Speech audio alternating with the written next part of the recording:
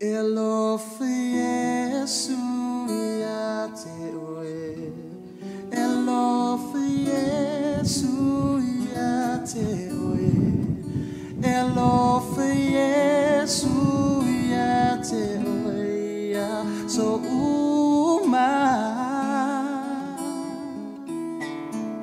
Elofe Yesu ya tewe, Elofe Yesu ya tewe, Elofe Yesu ya tewe ya so uma. Yefa ane na oia, Yefa ane na oia, Yema walunga ola na ia via oia tangata uma. Ia, patalo fatu Samoa, malo lava fo il soifua maua, malo fo ile langi mama, ma le fo lau, ke veno hui vale nei, il tato so ino le tato pro kalame, ia po tato wa onga tuspa ia fo i po Bible study, lo fa peona fa atino ina lea i afiafio po aso lua, ma po aso tofi, ia wala fo ile tulai valu le afiafi, ia wala fo ia le o ino le fiong pa ia le tua ini ma fai no feso soani atu ya te oi io e fiu fai tautu pa ia te le mala malama le omina e fa ola ina e te le mala malama le te le onisio mata upu ia o e fiu e te sa ili e fiu e te lotu te le mala malama ia e vai fo ni tono le fiong pa ia le tua o lo ia ila fo ia i tulanga e haona tato o ina le fiong pa ia le tua fa fai ngofia mo tato wa o le tele o mata upo tuspa ia o me ia tato te o ina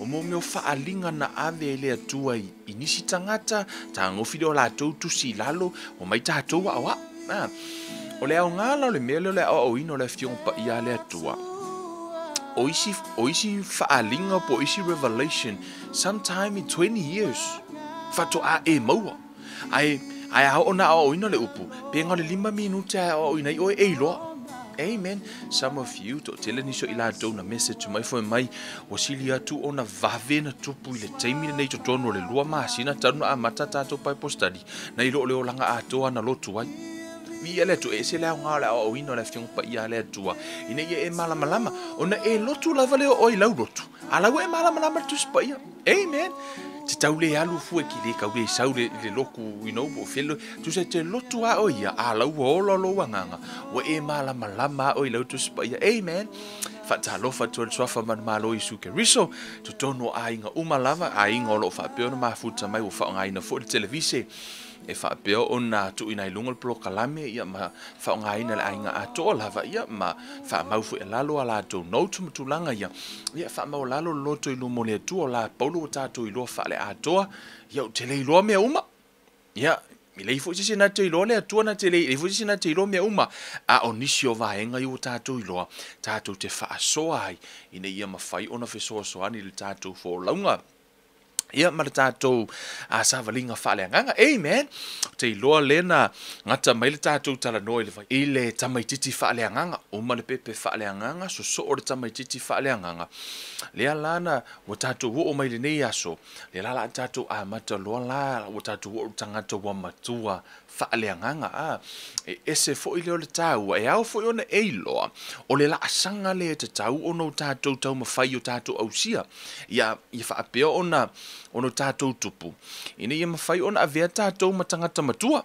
ia ele amatalia pe mata fo tatou wa onga nei fiafi ia e au lo fo ona talu sanga tu malanganga ma walalo ia e fina ngalo ai pulea oi ia share i fo lunga la timeline e fo se si tatou te mafuta fa tasi po se wo po se si fo ia kango tag fo tatou te mafuta fa tasi lunga nei fiafi tatou plokalame la talo le tol matou tamafa manuia le matou a onga ma le matou polo kalame malau fa na ure nei fiafi Talo I lau whau unga ta maa se I tala noa, tala o mātou mata whaale nganga, ia mawhai o na mātou malama mo mātou I loa lau upu, ia mawhai fo o na mātou vai tonu ino lau fina ngalo, wha I loa mai lau fina ngalo mo I mātou, wha I loa le mana ma wha mautu e lo wanganga pa ia lau upu, a o tala noa, la ina lau upu ta maa, ia wha peona tala noa I loto maa nganga o I lātou o lo wha peona maa futa mai, ia whaapeona si lo lātou wola au nei lawa fio, a ia tupu lo lātou whaatuatua,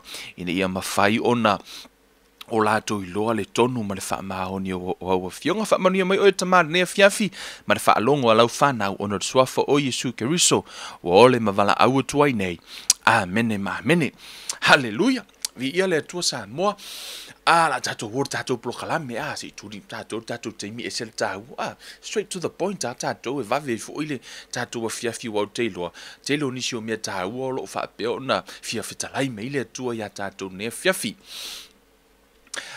tatou main text o le tatou mata upu e feso e fa upu e valu fo mai o le mea lea ua fetalai mai ai o ia na fio ae o ia ilunga mana tai whaatanga tau taua ile tāwheanga. Wana fua ina foi mea lofa I tangata. Whai upasu maritasi. Na ia tu uina mai foi nisi e whai ma apostolo, o isi foi e whai ma perofeta, o isi foi e fola le tala le lei, o isi foi e whai ma leo atoa ma wao. Ina ia wha atoa ina hai le au pa ia. La tau te whai ai le ngā ruenga au auna ia tina e aile tino ke riso. Se ia tātou o atu o I tātou umalava ma le loto ngatasi I le whaatuatua ma le iloa le lei o le alo o le atua ina ia whai matangata matua. Ia ho I le fua o le ua matua e tatau matumu ma le tumu o keriso. Ina ia le toi tamani inii I tātou o loo whelafo ina e peo peau, ma whiawea ina I matangi umalava o mata upu I le pepelo o tangata I tonga fiti leanga ua saunia e whaasese ai. A ia mio whaamaoni I le alofa, ia tutupu I tātou ia teia I mea uma o le ulu lava ia o ia foi o keriso. E mai ia teia o na tupu o le tino umalava o loo whaatatawina, ma whaasooina I ua umalava o e whesoa soani I ai, e tusa mare ngā luenga I le fua o I tūtino taitasi, ia hiu ina atina hae le tino e ia I le alofa. Amen. O le whanau ta ingo le tātou polo kalame ia whawhanga le anganga le tangata le tutonu ina ia mawhai o na tupu. Ia mawhai o na hola. Ia lena tātou tala noa I le asusale na te nei. Sa tātou tala noa ai wha mai e le au ngāle wai na fau I tutonu le whangu pa utuai. Ai au ngale wai na fau I tonu le whangu pa u fau. Luna winga, e tatau ona vea oi matangata fau ya keriso, ona mawhaila I o ona whao ngā hina o e le anganga o le atua, pe mawhai fau I ona ngalue ma mai mea fau o le anganga o le atua, amen. Le tangata fau na I tonu le tangata ya keriso. O le afiafira nei, le la tātou tala noa loa, I le tangata ua matua wha le anganga. Amen. O le au mai fo inisi o fiong pa ia le atua manisi o winga whaatasi fo ila matala I totonu o le fiong pa ia le atua. Ine ia mawhai no tātou wa ai. Ile tangata lea. Le tangata ua matua wha le anganga. Le tangata lea ua whao ngā le atua. Po le tangata lea mawhai le atua o na whao ngā. Pe no whai atu. Le mawhai o na whao ngā ina ia se pepe I se ngā ruenga. Ele mawhai ona whao ngā ina se pepe I totonu se ngā ruenga e ao ona tupu. Amen. O te leo whai atu ele te tau ona iai se pepe. No, e iai ale pepe I totonu o ngā ruenga wai whanau whawinga. A ele mawhai ona tuu iai se ngā ruenga ma mawhai na te whaatino ina. Asea, ono lai pepe. Ele mawhai fhoi ona tari tonu ina se tamaititi I totonu se ngā ruenga. Amen. Te lor tamaititi e afoi. E pu lava lona interest I se mea. Pe ai tala noa nei le tamaititi pe tanga whaamatala se pe te rua tala noa ma tamaititi. Toi titi a suile mata upu I tonu 5 mingu ke suile me interest ai. Ai tala noa atunga 5 mingu ke suile me fai. Asea, ele umisona interest I sa foi. short interest, I se mea fai. O tamai titi la, e te tau mawhai la vai catch le attention tamai titi, I taimi uma. Aisea, e tau mawhai e sui lava le mea te tala noe le tamai titi. Aisea, ono le vave ina uma le interest o le tamai titi se mea. Amen. O le te le fo i ngā ruenga e whaatino e le tamai titi. Ai a ho o nei la, o le whaanau nauta inga ina ia mawhai o na tupu, ma ia matua o e whaaleanganga, matua au whaaleanganga, ina ia mawhai o na whao ngai le atua. Amen. Hallelujah. Tātou wolai le tusi lea, o le tusi e peru, amen. E peru o lona mataha upa se furu maratasi. O lona foi upa e lua se furu marafaa. Ma le lua se furu maleono. Amen. Fai upa lua se furu marafaa, ma lua se furu maleono, foi mai. O le lua se furu marafaa a ngai le lua se furu maleono, foi mai. O le faa tua na le mawhai ai e mose, ina ua matua o ia, o na ia tā ua o ia o le tama ale awhawhine o Farao. Ua fili e ia anga le anga ina o ia whaatasi matangata o le atua e le iai. Ai aua le ia te ia le fia I le anga sala e vave mawai. Ua manatu o ia I le upu fai ono o ke riso, o le oa lea e sili I faa putunga oa o ai kupito, a wasa faa nau o ia I le taui. Amen. Hallelujah. E tu sai malea fionga pa ia lea tua peo na tātou fai tau tuai, whamai fai upe lua lima whamai ua fili e o iPhone. O ia, ianga leanga ina o ia whaatasi matangata o lea tua, ele le iai. Ai aua le ia te ia le fia I le anga sala e vave mawai. Amen. O le tangata wa matua, o le tangata lea ua fili o ia, e wha mamaina. Le upatus pa ia fo mai o le ipu ua fili e tu e seina ma wha mamaina. Fo mai o le ipu le fili. O le tangata ua fili e ola wha pa ia ina. Fo mai a ua fia le anga sala, ono le anga sala, e vave ona mawai. E sua malie a yeilo na taui. Amen. O le tangata matua la, fo mai pe o mose, fo mai ino ua matua mose, e le ito e fili mose e winga whaatasi ma, e winga whaatasi ma tangata ai kupito. Fo mai wale ito e fili e vea o ia matama le awhawhine o Farao. Vaenga ia fia le angsala. Wa fili le tangata leo mose, e a vea o ia ma, ia tau le angaina, o ia whaatasi pe anga le angaina, o ia whaatasi ma tangata o le atua. Amen. Tangata o le ami o tonu. So, na whaata ua, ma manatu mau lunga mose I mea le atua na ilo oa ma mea o le lalolangi. Amen.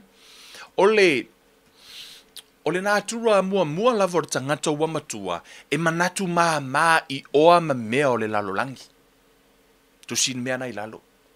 Tu so le tangata o le ua matua whaale lalo, whaale anganga. Tangata ua matua whaale anganga e manatu ma I oa ma mea o le lalolangi. E le nau I meo o le nei lalolangi o le mea pala. Amen. E le nau I mea o le oa o le lalolangi. O te le o whai atu whaapea e le anga o le lalolangi. No, na whai e le atua mo I tātou. Pa o le tangata ua matua whaale anganga. E le o lana fo I manu lau tile nā po o lona whaanau nau ta inga nā. Ina ia whaatamau a inga ina o ia I mea o le lalolangi. No, o mea nai muli mai a te ia. E le manatu I o le lalolangi. E le whaapea le anga o le lalolangi. No, e le whaamua ina pe atua I mea o le lalolangi. Amen. O le tangata la leo mose, na whaata ua ma manatu maualunga mose I mea le atua, na ilo o oa ma mea o le lalolangi. Amen. O le tangata umatua whaale anganga, e manatu e sili atu o na tā ua le tamau a inga whaale anganga, na ilo o mea le tino. E sili atu o na tā ua I le tangata matua whaale anganga le fionga pa ia le atua. E mana o sili o na tamau a inga ina I le poto ma le upua le atua. Na ilo o le maua o le taa vale fau ma isi mea. E sili atu na nau le upu. Na ilo o isi mea o le olanga. O le tangata nau o matua whaale anganga. Amen. Haleluia. Fo mai la i or salamo e mua fa upu mua le tolu fo mai amu ia le tangata e le savali le filifilinga a ea mi o leanga e le tu fo o ia i le ala o anga sala e le no fo o ia no fo e ta wemu ai nau o ia i le tula fono i ova e mafau fo o ia i lana tula fono i le ao atoa ma le po o ia fo ia fa pe o le la au o to i tafa ane o vai tafe e fua mai ona fua i ona lava tau e letu ulu foi ona lau, ai manuia mea umana te whaia. Amen. Le tangata le fo mai, ia le tangata e le savali, i le filifilinga a ea mi o leanga. O le taimi lava e whaalongo i le tangata i se mea, o lai whai i se mea, o le mea mua lava e whai le tangata, savali e i o. Fo mai la ia, ia le tangata e le savali. Na ho o toi o fo mai le tatu supa ia fo mai e le tu fo o ia i le ala o yang sala na ona savali toi o la kuloku ku ai o na la no o ono wa savali ai fua fo mai la ia le tangata au te alu i fo yo au te savali ai fua me mua au te savali ai fo yo wa ala ona e tu o ono wa e savali ai fua o le tangata matua la fo mai le tatu supa ia ia le tangata e le savali le filifilinga e a mioleanga aua te savali le filifilinga ia mi o leanga. Fo mai la ia, e le tu foi i le hala o eang sala.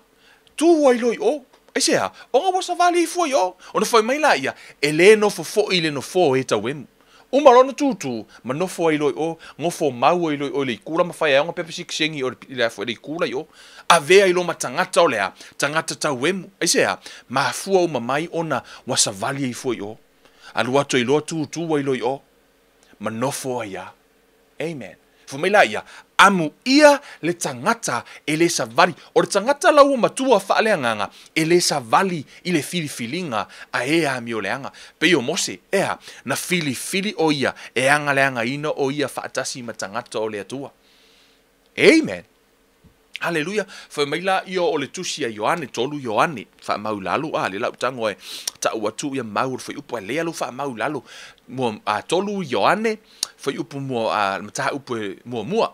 Tolu Ioane mua fo upo lua fo mai le pele, ia e manuia i mea uma.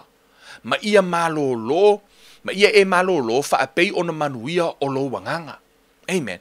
Ma ita to wo ina, amen.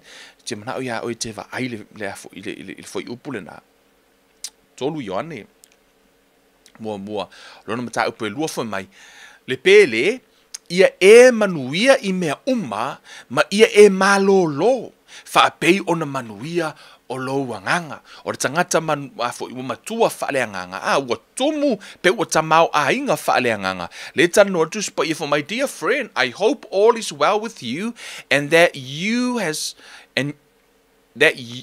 are as healthy in body as you are strong in spirit.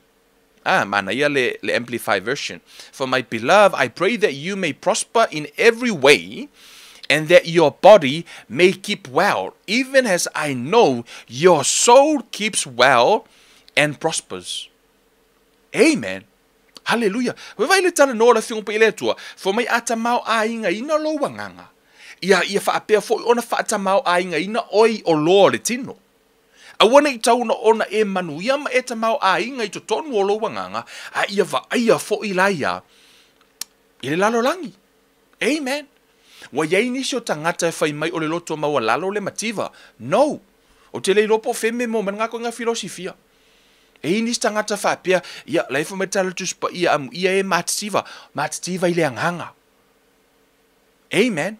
Wai fa tu muina I lato. Ole tala no ala tuspa ia. Ole to tela nisi tangata fa apea ai ole loto maua lalo le ai o se mea po le mau mea.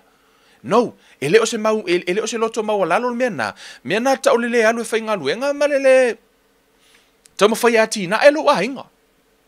Amen. Po la fuanga o ili ti apolo mai ate oi. A o le fina ngalo le atua, le ta ua I for my beloved, I pray that you may prosper in every way, and that your body may keep well, health, ia whaapea ona malo lolo tino mai lava I lo tu mua I o yo vai, for my even as I know your soul keeps well and prospers. Amen. Ele ngata lao lo ta mau a inga ile tino, ai e ta mau a ina fo ile nganga. Ele ngata ina malo lolo wa nganga ile upole tua, ai a tangia fo I musele ma vahengo lo tino. Amen. O le tangata matua la ile nganga, o le wa mai I ele atua lea, a o na tupu matumu o ile nganga, fo mai la ia va aia fo ila ile tino. O le tatalo le ai Ioane. Amen. Ilana whanau whaaleanganga foi mai le pele, ia manuia ia mea uma, ma ia e malolo whaapei ona manuia o lo wanganga. Amen. A o lain da tala noa atu le upo le atua, a manuia lo loto, ta talo I le atua, ia whaapea foi ona manuia I molo tino. Ia malolo I vaenga uma la volo tino. Amen. Ole matua whaaleanganga, e whaalia le I filifilinga e te whaia, whaalia I whiwhiringa e te whaia. O tu sora tangata leo matua whalenganga. O iei fo inisio mea na te ena. Amen. Wa mawhai ona ia whaia ni whiwhiringa, ma ua mawhai fo ina ia say no, ia pena te inisio mea. Amen. Tangata matua whalenganga. O whai unga mawhai fo ia tangata matua whalenganga, e o ngatasi malea fionga pa ia lea tua. Amen. O whai uma fo ia le tangata, e o ngatasi male afionga pa ia le atua. Te mana o su ela utusi pe wha maularo Filipi e tolu. A matatato fai tau fai upo e fitu, a wha solo I lalo fai upo e eiva fai mai. Ai peitai, o mea sao ngā ia te au, o Paulo lea fai mai, ai peitai, o mea sao ngā ia te au, ua o manatu, ua lea o ngā ia mea ono o keriso. O le manatu o tangata ua matua whaaleanganga. Whai mai, o manatu. O mea ia nao ngai e te au. O manatu. O le au ngai e mea ono keriso. Whai upe vanu. O le nei foi e moni lava. O lo manatu ua le au ngai mea umalava ono o le sili ese. O le poto I la keriso Yesu lo wali. Ono o ia ua o whaaleau ngai ina mea uma. Ma o manatu o taota lava ia mea. Amen. Ina ia o maua keriso, ia maua fo ia u o ia te ia. Ele ia te au sa ua mi o tonu nai le tu la fono. Ai peitai, na o lea o loo I le faa tua ia keriso, o le a mi o tonu lea, mai lea tua I le faa tua. Fa mai le tala Paulo ina uia maua keriso, o taota mea uma, ia te ia. O le upu lea o taota le I, a alu e su, o lai faa liu mai le o taota o manu, po fe au o manu, fo I se itulou. Le winga na o le aina Paulo I mea ia sa whaapea fa me o mea umalava. Fa me o mea nao ngā ia te ia. Ai ina ua maua keriso. Le tangata ua matua. Na ona ia maua o keriso. O isi mea umalava. Fa me o leo tota. Maritala Paulo. Le ale ao ngā o lo maua umo le mea o le nei o langa. Ai mai maua I lo ola. Le au ngā e tele iau tupe, kusa lava po o ke pule le lalolangi atoa. Le ale uinga e te maua I le lalolangi atoa. Ai mai mau ilo wanganga. Pie mai mau ilo wola. Se vai le tele. That's a really big statement. Amen. E mai mau umar taimi tātou te maua o mai meo leo langa le nei. Ai lea. Ai mai mau tātou wola. O le se uinga fa mai. E ao ona tātou manatu mau lunga ma whaata. Ua le fina ngalo le tua. Ia tātou whiriwhiringa whai. Amen. Ia Paulo, whiriwhiri Paulo. E o taota uma mea ia teia. Amen. Tele teimi tātou te manatu ai. Wa o le isi tu pito isili ona tāua.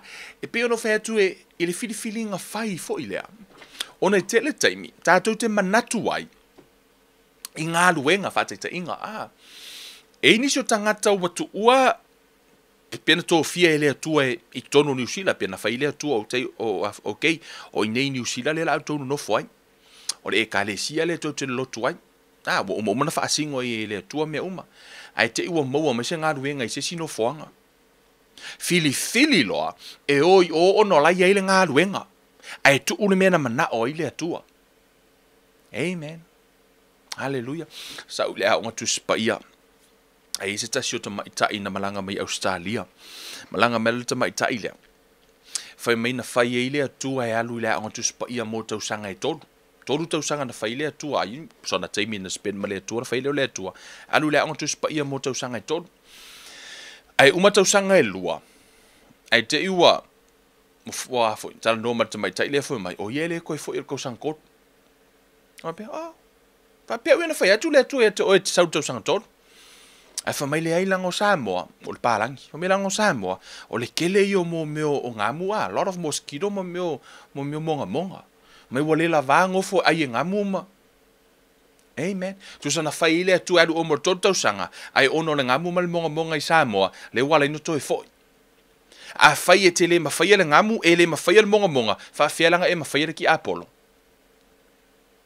amen tu sa e tele o taimi o tatou nau o tangata lewa wa matua fa le nganga pe no fai atu o tota mea uma o lana va ai isi mea matua o tota isa wa ia maua ke riso amen ina te fa amalia i lona matai amen ela tatou mau mai pele vali tu tatou wata le ola va ai le tele o se mea lo fa pe ona tatia le fina ngalo le atu i le tangata le tatou tele va ai fo ilele i tatou vai nga mo tatou tu langa me tatou tele mafaya tatou te fa mo ile tu tangata na uma tu amen hallelujah o le isi o le tangata uma tua ina telea mana ia hina ia mo meo faitionga mavi inga mai tangata ia po ni tala a tangata po le fa masinonga tangata ni fa masinonga tangata ilana nga luenga lai fai o le tangata wa matua e mako e ngale ya manga ia tu langana amen tato wo de tala Paulo tu sia mo Korinito amen mo Korinito no mta upo fa foi upo tolu foi mai a ole mea matua ma lava ya te au ona fa masinoina o au e o tou po ole fa masinonga tangata o te le fa masino lava ha u ya te au awa o te le ilo ifo ilo uloto so se ai le ta wa mi tonuina ha u ile mea ya fo ile mea o le na te fa masinoina ha u o le ali ile o le tala Paulo foi mai o le mea matua ma lava ya te au ona fa masinoina o au e o tou po o le fa masinonga tangata o te le fa masino lava au ya te au awa o te le ilo ifo ilo uloto so se ai le ta wa mi tunu ina au ile mea o le na te fa masino ina au o le ali ile o le tangata o matua fa le ngana fa le nganga e le noa tia i se tangata amen ela tatou wo lava mai mamla mai wingo na fu itala e le no o tangata o matua fa le nganga e le noa tia i se tangata mo sona manatu amen o lesi tu e le ia afia le apostolo Paulo itala ma fa masinonga ma manatu tangata e fai atu ya te ia malana ministry e le ia afia iona langona pe afia ai o ia o tangata o matua fa le nganga e le i fa vai ai Paulo le fainga o langa ngā ruenga tā lai. E ala i le fina ngalo o le atua, ia malena tō fia o ia. Na wala auina o ia. E le ia veni faitionga mani tala mani wha masinonga ani tangata. Na wha vai ai le tangata o matua wha le anganga. Amen. E maasani ana o wha alongo we wa ai mo meo ta i whau fo ie ai alue ave mo ta i whau la po a ia po o le po se maile si tu lo alue ave se ke walu se mai le la po fo le mo ile paka e va ile mo kama i mai le fo ie I think e kama i mai le la iti fo ie shih tzu mai si to ainga fo ie la iti kama nga ke va ie ho nga i mai le la po anga e va ai le mai le la po e le kai yango i kama i mai le nga yo ai se o ngo kama i mai le la yo pa nga la ko me fai o no lai lo le le mai le la po e mai maule kai me fa sanga i fo nga kama i mai le ho o le tangata la o matua whaalenganga, matua le ango i whaitionga, matala tangata i whaia te iasea, o lau o matua. E le ango i tamaiti pe o nga. Ono nai malama o nā tura nau tamaiti. Amen. O le tala nā Paulo le whai. E le whamai Paulo. Whamai e matua i lava ia te au, whamasinonga tangata ia te ia malana ngā ruenga la e whai ma whaitionga la whai te ia. Ma kwa le ango ia Paulo. Sia, o matua faa leanganga. O le tangata o matua faa leanganga, e na te le whaia ni suinga e faa mali e ai la tau e whaitio ia te ia. E se le tā ua le vaenga lea. O le tangata o matua faa leanganga, e na te le whaia se suinga, o le ale mena whaia to ile atua, e na te le whaia la e le wha pe tango sui e wha mali e ai, pai mala whai. No, e tū lava e whaile fina ngā lo le atua. Asea, ona foi o le atua e wha masino ia te ia, o le tangata lau matua wha leanganga, e le wha amalie ni tangata, e wha amalie i le atua, mena e wha mai Paulo, o te le wha amalie ni tangata, o te wha amalie i le atua. Amen. O le o nanga e Paulo, e le ialu Paulo e kam whai wha amalie Korinito maisi e kalesia. Asea, na alu e wha amalie le atua, na vala au ino o ia, ma whaile mea na vala au i le atua, o le tangata na ua matua wha leanganga. Wha mai la ia, pau ana le mea na ia Paulo, tasi ha le mea na la foi, le mea maua lunga lava ia Paulo, ia ona wha amalia ina le na vala au ina o ia, o le atua. Amen. Mai lo le tala Paulo le mua Korinito, lona mataha upu se furu fai upu tolu tasi mai o le nei, mua Korinito se furu fai upu tolu tasi mai o le nei, pe tau te ai, pe tau te inu, po o se tasi mea tau te whaia, ia o tau whaia mea umalava ia vi ia ai le atua. Amen. Tui whaalongo le tala Paulo. Mai o le nei, let's go there. Is el taha ua le whahali to scripture. So important over aile scripture. Mai te vai fua ngai, tutono le tato scripture. Le na vali o le tato watale ni e mamna. O le nei, pe tau te ai, pe tau te inu, po se tasi mea tau te whaia. Ia o tau whaia mea umalava, ia vi ia ai le atu au tau whaitau le tala Paulo mai lumare amatanga man tua o le Korinito nen tato whaitau mua. Lana fa mai Paulo fa mai e mato i manatu ma o ye la au faitio. Ai alu le fai kau ato ma tu si o met fai upulea. Fa me le tala Paulo ole nei. Pe tau te ai, pe tau te inu, po se tasi mea tau te faia, ia o tau faia mea umalava, ia vi ia ai le atua. O laisa vali Paulo i le alofa. Amen. O le tangata ua matua, e sa vali i le alofa. O le tala na Paulo i. Ele i avea mea lai tutupu ma whaitionga ma mea o lai whai tangata. Na malu lua i Paulo o le tali aisea. Aisea e mafua ai ona le ila Paulo i tala tangata. Amen. E o fo i le matua.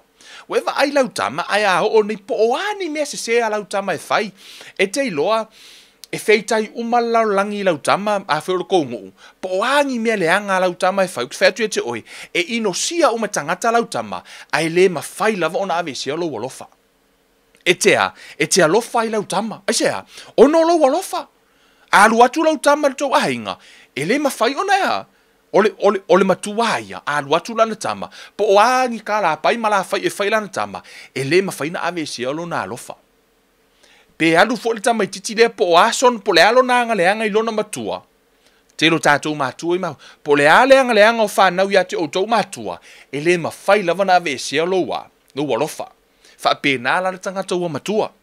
O le winga funa tala Paulo. O ani tala e kalesia Korinito. O ani tala isi tangata whai. E le mawhai ona ave e sia le alofa o tangata leo Paulo. O sea, o le tangata ua matua whaaleanganga. O i o le matua whaaleanganga. E sa vali la i le alofa. Amen. Wha solo o turola i o le Korinito esfulu maltonu. Mantua o le tasiale tusi a Paulo le tusi atoa ia. Le tusi le a Paulo le na wha solo mai ai luma whai pumua. Le o mai il tala a Paulo le au Korinito fa mele o Paulo fa mai. E ono sai, o nisi nei o nā turua, po o le tang o fōringa va aia leo le tangata o matua wha aleanganga. Fa mai, e ono sai le alofa. O le tangata o matua, e ono sai. Le tangata le sa vali le alofa, e ono sai. E te va aia i le matua malana tama. Po a mea leanga e whai e lana tama, e ono sai ale lo matua pe ono sai le toe ina, a tonu e sasa, a ele ma whai ona ave e sia le alofa i sea, e ono sai ia. Amen. Na o sina ata o le alofa i te va ai le alofa wha tangata, a o le alofa lea, o le alofa wha le atua e whai ngoino le akape love. Le alofa la le na a o ne tutonu ia te oi, pe tupu ai o e whamaila i o le fo linga la lea e te va ai e te iloi o oe e matua. Amen. O ia te ilo ai o oe, maa ua matua whaleanga ngā whai mai, e ono sai le alofa, o a mai lo ono sai. Ask yourself, Ma motu fo mai tala tu pa ia o le fiongo pa ia le atua o le fa ata. No winga e te va ai ona e va ai le po le ale mea laia.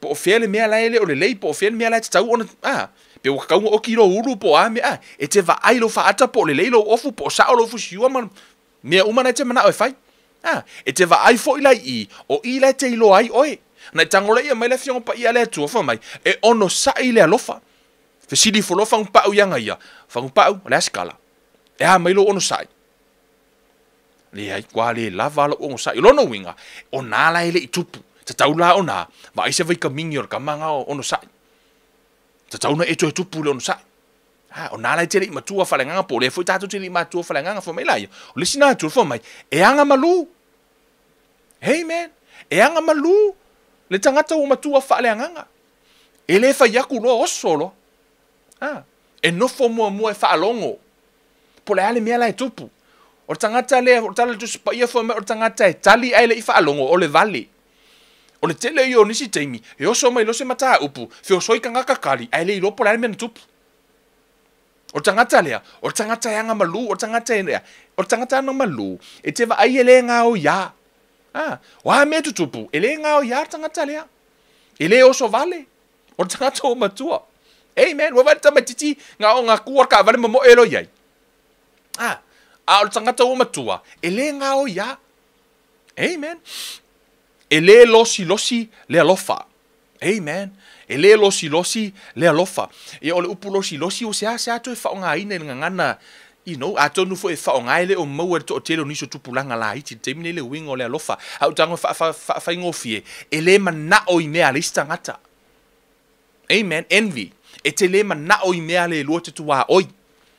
O le alofa la, ele mana o, ia fo. Ele losi le alofa pe mana o i mea le lua te tua oi. O le wingo o le tamaititi, alu atu le tamaititi e vai pese e vai fou a langa uoi o le aonga, sau loa vinga i lang kama. Se wha kauska ko pese e vai, o le maanga i o le kiwi ala inga, se wha kauska kiwi va pela.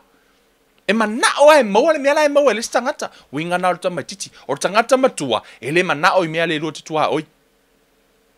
E le fua ina lo no langa i o lo istangata. Amen. O le isi, foi mai e le mita vale le alofa. Amen. Ele mita vale le alofa. Amen. Tala message mai se tasio uso foi mai. Fa fetai le atu ile up. Wa tu volta tu pai postali no foi atu e mita ye e mita ile atua. Amen. O me umalave ye mita ile atua. Amen. A wote mita ni me e maua.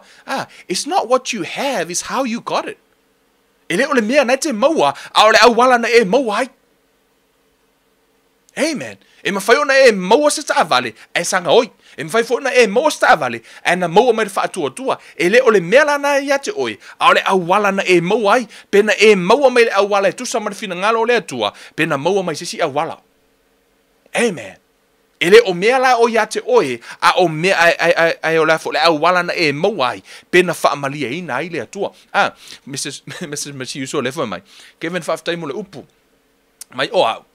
Wa unga fa kaula ka vale lua se fulu ka vale tau sanga nei 2020 fo menga nga mau ala ka vale makua ile ma faingo fa ka dise yo mara sa se o wale loku o ke manga eva ai me kanga ka la ka vale fo ke mi mika ila ka vale ai fa to ono ilo wa ngale upu au ne e mita ti me te maua ai e mita ile na fo ia to ya te oi po le lofo le tu ana ala yuna avatu ya te oi ta vale wa ana le ai le alofa tu no ma le sosoani ni mai le langi e le maua le malosi e te whainga luenga ai e le maua se tutongi pe le maua fo isau ta vale. Amen. Yo tato mita ina o le si la foi mai e le whaafefete ina. Amen. E le whaafefete ina kama le makua e fiu e whaamimika e le mika kama fo i lele nga kupo se mea foi mai anga o iai o kala vo ile nga nga sau wala kali i wakangi mai lumala wala fo mai walaki anga o ia iluma ke minga fasir kama ia mangu au ke kango ia e mangu ele kup fo ngale e pe e kala ngo me o ia me fai o manga ki fasia o manga au laka pi ai fa fetai le atua ele ia o wa ke langa anga ia o ai pe fe lo kon fasinga lo kali i fasim amen hallelujah ele fa fiteina pe kama fo ile pe fa mika ngo fie Amen. Famai la ia, o lisi famai ele a mio matanga. Siaki fwai oi, o te leo wha masino atu, o le wha ata, le kako kilo, po o hamia ie mana o mia o na tupu.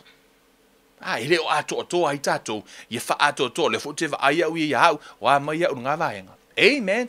Ai le mawhaino suia le upo le atua, awane i suia le upo le atua, ina ia wha malia ina i tato, hei, tato wo pe wa ai le upo le atua. Tu pele upo le atua lunga in tato tau mawhai le tato te ha e lunga le fionga pa ia le atua. Amen. Fo mai la ia, ele sa ilia e ia ana lava mea. Amen. Amen. Ele tatalo le alofa nga o nga ia. Te loa tala a Paulo, we vai tatalo a Paulo. Famei tatalo, famei o lau tatalo ia te outou, ia faa atoa ele atua me ia te outou. O le tele o tatalo a Paulo, le te whaitau o tuspa ia ma tatalo Yesu. Ele tatalo mo la tou po en tatalo mo ia. Na tatalo mo isi tangata. Ele I me myself le tangata o matua. Amen. Amen. O le tangata lea, ele sa ilia e ia ana lava mea. Amen. Famela ia, ele whaaita i tongo fie. Hallelujah, siaki oi mo lou mai taita na iai, fame o tangata ele whaaita i tangata, o le ita ele o se mea leanga. No, famai a ita au te anga sala iro no winga, e mawhaina ita o e whaitau tuspa ia to asa fo ile atua. O la fo ile teimina ita ile atua. Ona o tātou na whaia whaatu so le atua, o le ita la, ele o se mea leanga. A ua te anga salai, famai la ia, ele whaaita i tongo fie. Amen, e fiu e eura ka ngaka lele ika, e aka, fia ele sangata e uroa ika. Amen, ele tu ina atu inisi le leanga. Amen, e na te le tua ia le leanga isi tangata. Amen, tangata wa matua wha leanganga. Lono winga, e na te le whaia ia, oe wa aifo ili teimi le wha matala isi tala, oe mana tua se mea e tupu. E tupu lo se mea, o le tangata le sau, o le tele o teimi na te wha matala ina isi tala, e tele lava na tango wha matala le tala, e saonga ia, ai leanga le tangata. Amen. E matua i whainga kānga whai mai, e matua i whainga tanga tango e wha matala, mai le mea lai loe ia, lai se inga ia. Fa mai, lai ni mele wha apea ai, ia, o le mele sa tupu. O te ilo le vaenga le na o se ai na mafu ai na tupu le mea lea. Wha matala sa o ale mea, ino ele ngata o lea, o le tu lai se ili stangata. Ia po la fu ili se ili skangaka. Admit. Amen. Te wha alongo tu foi. We sa o loto. Kusa lava pe costa ilonga luenga pe kuli ei oi. A we ke poli. O lai malia ile atua. Amen. Yeah. Ona ole tsang tu wa ile leanga i stangata. Amen. Ele fia ile amio leanga. Ai fia ile fa maoni. Ele fia ile amio leanga. Ai fia ile fa maoni. Amen. Eu fi i mea uma. Amen. Po le ama le ale tele o me tutupu. O tangata alofa. E ono sai o langa keiloa. Ala lava e ono sai. Yeah, ina te le fa iloa ina on e le fa piala nga ke kango a foi no le me wifi o ngai sit foi upule nga ngai la le nga sala matu langa ine o tangata le o matu fa le nga ina te u fia me o mai le lo fa se itino mai ke riso. Amen. Why le se ato to e u fi me uma fo me la ia e tali tonu i me uma e faa moe i mea uma. O le winga o le mana i o le upule tali tonu i mea uma. A o na faa matala atu se isi se faa linga pe faa matala atu fe se te oi pe la turo wata li fai atu te oi. Dad, o ke maha e veha o e fai malo ia. Amen. O le tangata la lea e tali tonu i mea uma. Amen. E tali tonu o keisan e manao ea e si itia le tūlanga pe tau mawhai e faa malo si alo nā tali. I le mea lai e tali tonu i ai. Amen. Fa mai e wha moe i mea uma. Amen. O matatu tan no fa to man fa moe mo lona fo i vaenga e no i tonu ole o fo. O tino keriso. Fa mai e ono sa i mea uma. Amen. Fa mai la i ole upa tuspa ia. Fa mai ele uma le alofa. Ele uma le alofa. Amen.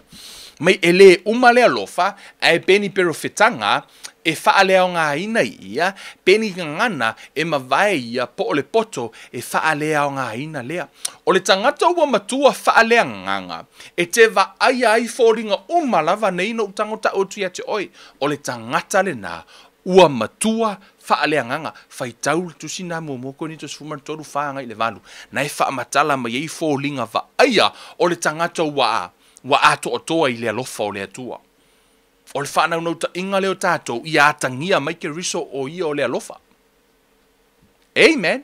Hallelujah. Tatou ua lae mai se tatou ua loa lai totonu o le tatou tusi lea e au mai se tala mai o se tagata e te vaaia ai vaega nei. O le tagata ua matua faaleagaga o le tagata ua na te iloa le taimi e galue ai le atua faamau lalo le mea na o le tagata ua matua faaleagaga e na te iloa le taimi e galue ai le atua ke nese fasful ma le lima. Amen. Ke nese fasful ma le lima foi upu e fā na i le valu. Amen. O le tala lea, o le tala i le tamavo i leo Iosefa, le na ave ona uso faatau i lau ai kupito. O leo la ua o i le taimi le ua atu le atu ona au uso e faatau maini mea ai. Walu dino le tala atoa lava te faitau le la foi. Le tusi le tala le ya Iosefa. Ai o melo I ona failo le tala Iosefa lo failo Iosefa yona uso familia. Ona fai atu ai leo Iosefa yona uso ina so mai ia te au. Ona lato so mai ai lea. Ona fai atu ai leo o ia o au o lo outou uso Iosefa, na outou faatau mai ai kupito. Ole nei, auana iti ngā outou pe fai ma mea leanga yo outou manatu ina ua outou faatau mai I a te au I le mea nei. Awa na auina mai au e le atua he mua I a te outou e fai ma faola. Awa o ia tausanga e lua ua iai leonge I le nuu o lo o totoe fo I tausanga e lima, e le iai se ngā ruenga I le sua solo, po o se sele ngā saito. Na auna mai fo I au, e le atua, e mua I a te outou e faa sauina outou I le lalo langi, e faa ola fo I a te outou I le faa ola tanga tele. O le nei, e le o outou na auina mai au I nei, a o le atua, wa ia fai fo'i au mata mao farao, ma lii I lona a inga uma, ma pule I le nuu uma o ai kupito. Amen. O ila leo te fia tala noa ai. Ona e tatau ona e iloa, la fa pu le tala I mo ila tau e le o malamalama I le tala we inisi o le mafuta mai le malamalama tala ya Iosefa. O Iosefa, e to se fulu o nauso. O ia, to se fulu lua le whanaunga. E to se fulu tasi la uso ai fon. O Iosefa lao le pele a Jakopo, le pele a lona tali I peitai. Sa leo la o na uso I le vao, whamatala le tala mo I la to I le iloa. O lela na luatu Iosefa, na ile mite Iosefa na fai, o le mite Iosefa na fai mai. E ifo atu le maasina ma le la ya te ia ma fetu. Le na alu whamatala yona uso, na feitai e lao na uso ya te ia. Ona o le pele le a to ina. Na ila le taimina leo yo na uso I le vao, na alu la yo tama leo Iosefa, e alu e ave le mea ai ave asi e yona, pe alu e asi yona uso. E te iwaru atu, o laua fau e ona uso le. Le tūlanga ea, e fasioti a Iosefa, peitai. Na la vea ina Iosefa, ona sa faapela I ona sa vali ifo tangata e o ana o tangata tangata I kupito. Na faatau I loe a uso ia I Iosefa o le venga la Iosefa I tona I kupito.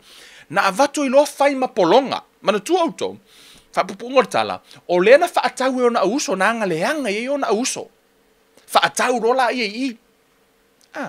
Ona vatu la Iosefa I tonu I, foi mertala tuspa ia na ave le fare pui. O le tele I o mena tutupu I le o langa o Iosefa.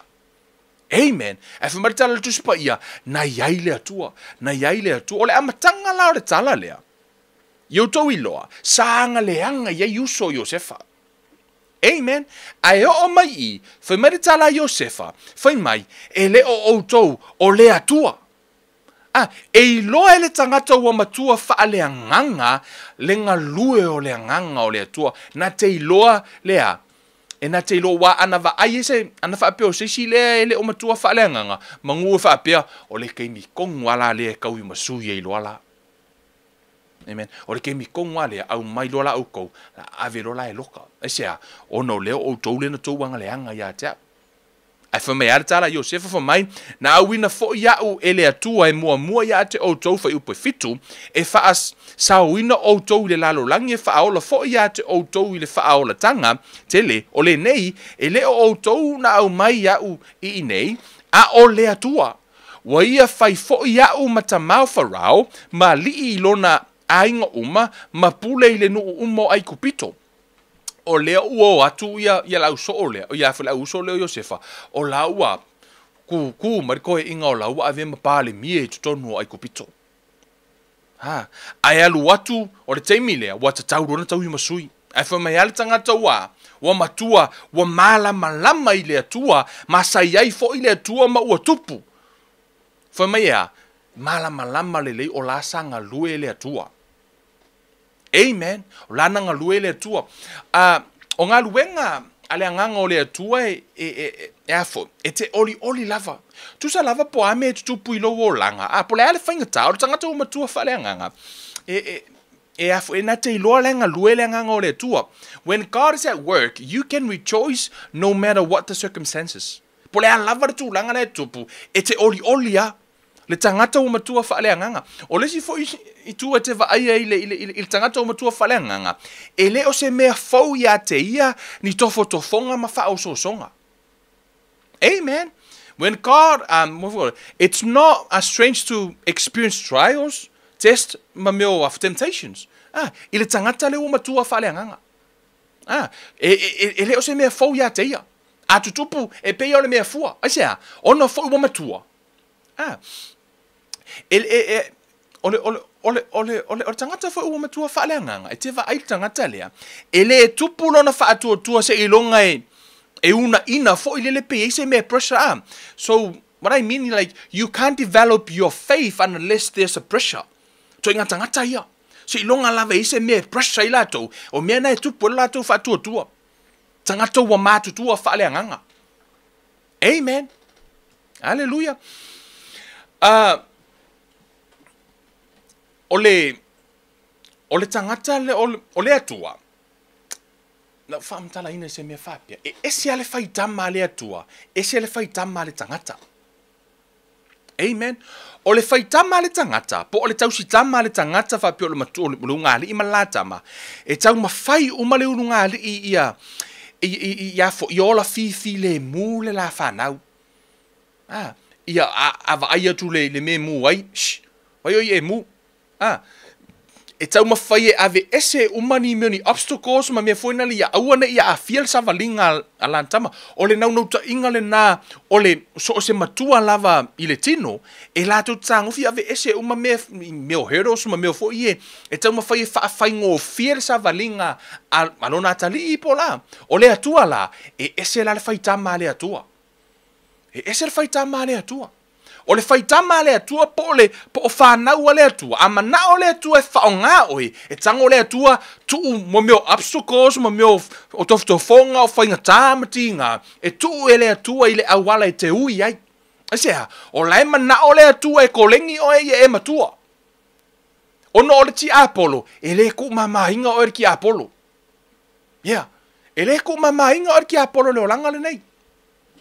Pei no ta ua le amatanga, whaafewhea ona e mawhaiele ti Apollo, ai te le mawhaiele ngamu ma le monga.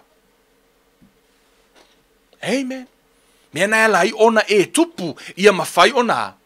Awana I mawhaiele ti Apollo ona, whaasanga tau ia te oi wea, we matua, we e iloa le fina ngalo o le atua, ma wala we e tupu. O le tangata la whaatua tua, po o le tangata o matua whaalea nganga.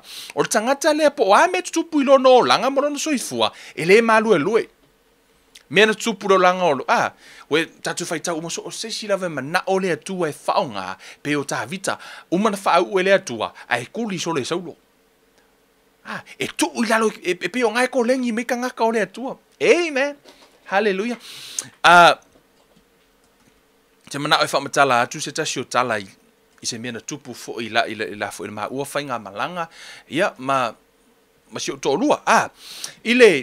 amatanga lava o le tausaga lenei o i le afo o le fatoa manonofo lava sa i le mea na tupu i le afo i le maaiga sa faapea ona sa mai le matoaiga o le mai le matoaiga na mai le fautuaga le fomai e lē mafai ai ona toe faigaluega o le taimina e leʻi moa ni sa pepa faigaluega ua lava taʻusau mai sa moa o le mea lana tupu sa le mafai lona totogi le mafali amen le mafai totogi le mafali ona fataʻusau mai sa moa ona maolo la ia manonofo i le auala we were homeless ai se mea matunofo ai sa iai la le vegi a le ekalesia sa ia maua o le vengi la le ekalesia e le iloa ele na mao mamomoe i totonu lua vai aso mamomoe i lunga le auala e le aise me mateo i ai mao la ia mato ainga matolo hoi le mao sa ia maua le ki o le falesa mao la ia kakala le ki le falesa e mao mamomoe i lunga le stage o le falesa e le iloa me le mato faife au o la make momoe ko le stage o le falesa e sea wa le mafai ona matotogia le fale na man of this 7 years ago le afoi o le taimina le na o le ia mo si le fia sa o afoi o si mato ainga ia e sau me na lo Wellington na whanau i nei o la i le lato fale na lo Wellington o la e mautu ma mea lato ainga mai lei foi se siongo fo lako fale ai ono le taimina mai ai longa nei sa ye le mena to fie ma o na mato e fo ilo tama fale nganga e va ai le tupulanga tala vou ngale ko o lua ka making a man ngofo e va ai o le finger faife au ma le akali o le ki a kongo le mako e kalesia na pau ai o tamiti na fai mai le fo ile tama fale nganga ma tu mai va ai tu sala wo oni wo ma homeless mo mato ainga wo su e so se me mate no fo ai ma o pakar ka avale le mo ka paka e ma mo i totonu le ma mo le malai fo le fo le ka paka o mo malai kiki ma ia ma fo fa ku le si poi o ma ka fanga ma mo i totonu ta avale ma korokolo ma mo le stage le telo me na tupu ma olanga ile taimi le na o le telo taimi na o faisa o ile tu o fa tu ile tua o Samoa na le leila unga luenga au tango we compare le mena le la foi unga luenga i Samoa you know I think la sa te lelo totongi ile nga luenga so i Samoa no mo tupe ale nei wo sau nei niusila le ai mase me fai no fai le fai no fai nga luenga ma i men mato ainga le ma fai na lu fai nga luenga ma no fo nga wala amen o le mena na o le feeling sa sau yo mama fau o le wa yele mena tu atu ele tu mai le tu e ma o tamiti e to lua e va ai a le wa ma homeless te loa to tonu o le lua vai aso le na tangi ro mo le atua ele loa ngisi lua vai aso ele ka ele fai la o si mato a ingala e ma ke o le falo fai fe au nga lula yo to lua ta ele falo fai fe au amen this is a true story Elevi iale atu ni me pepelo o te lo fai atu for to feel sorry for me. No, there was a grace of God o te lo fai atu fa pe e a fo fai ngo fie. No, e tinga ai le manu malola o le mera na tupu. O fai atu lo tolua. O le wa umana au maia. E tamaiti ta te vaia. O la ia ile a inga o le fai unga pito i sili ona fai ngo fie.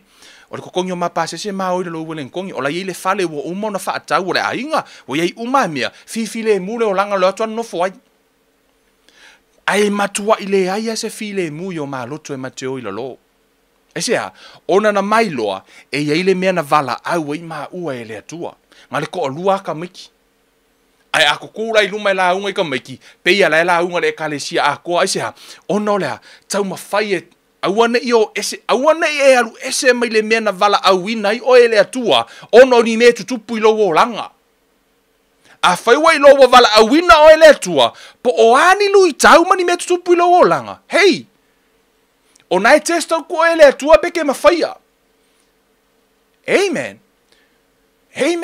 ele mafai ona ta ua o se siambingi pe a fai in order to be a conqueror you must conquer something it's a tau ona ise me te manu malo ai ele fa pe ke o baka o Joseph baka o yor siambingi ele i fusu masisi kangaka e ka ua yo sempingi e te tau ora ta ua o lea o tangata manu malo o no wa yaini lo i tau te manu malo mai ai amen te lo te le yo mena tutupu na o sina vahenga o le story no te whamatala ina tu ate o tau.